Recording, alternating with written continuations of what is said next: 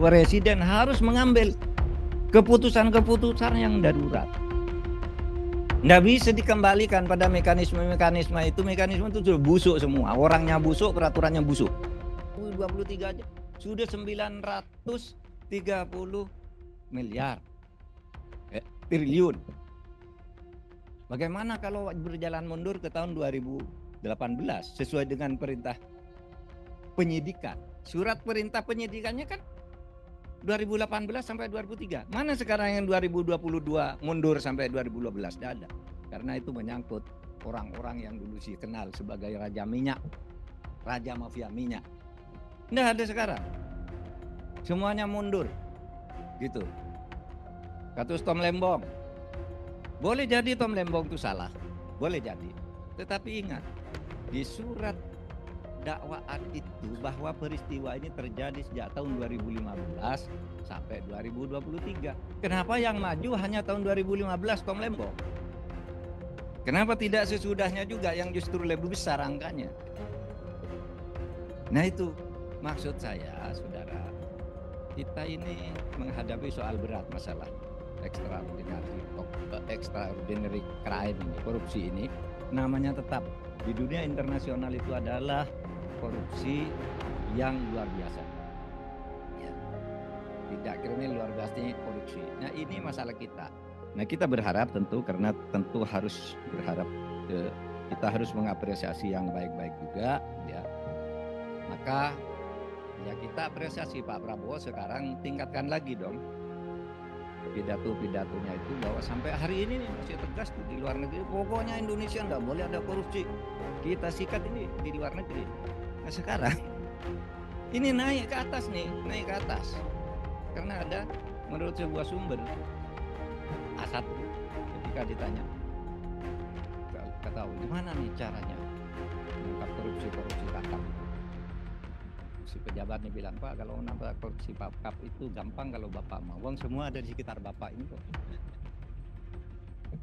Iya, kan gitu aja sebenarnya. Mau ndak Pak Prabowo ini naik?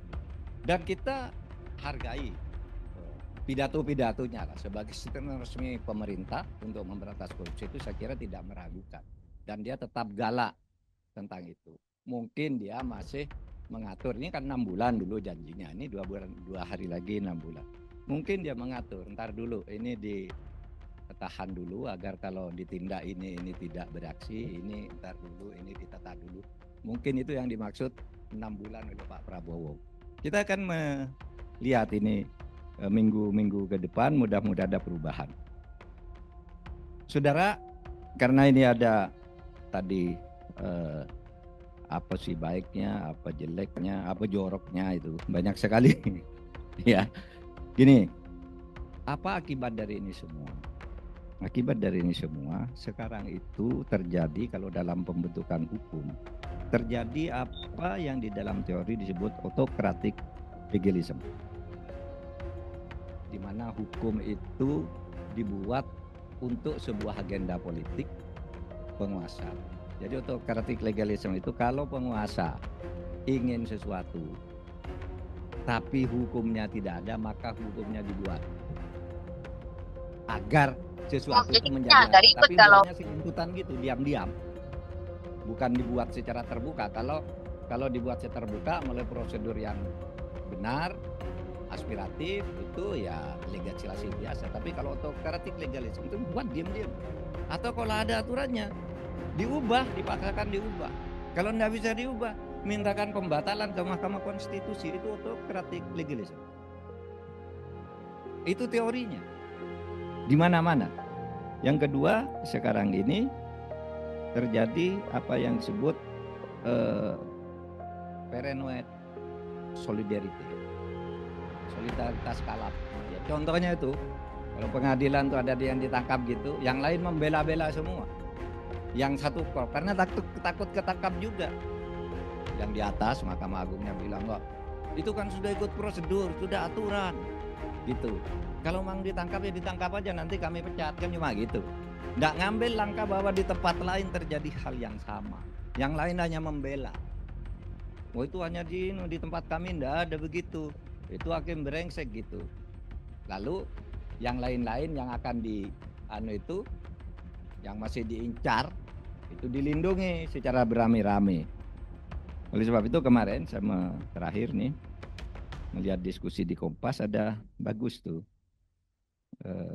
Hinca Panjaitan dari Partai Demokrat mengatakan ini peradilan kita ini sudah darurat, pengadilan darurat. Oleh sebab itu Presiden harus mengambil keputusan-keputusan yang darurat. Nggak bisa dikembalikan pada mekanisme itu. Mekanisme itu sudah busuk semua. Orangnya busuk, peraturannya busuk.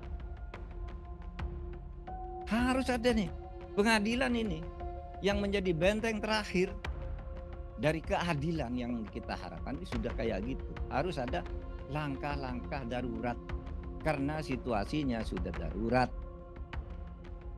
Apa langkah darurat itu? Antara lain harus Presiden atau dukan masyarakat berani. Usulnya Pak satunya ini Pak Marwarar, Siahaan, harus berani mengeluarkan perpu. Ada materi-materi di dalam berbagai peraturan perundang-undangan kita, di dalam undang-undang tentang penegakan hukum ini ada beberapa yang harus disegera dioperasi berdasarkan perpu. Download Tribun X sekarang, menghadirkan lokal menjadi Indonesia.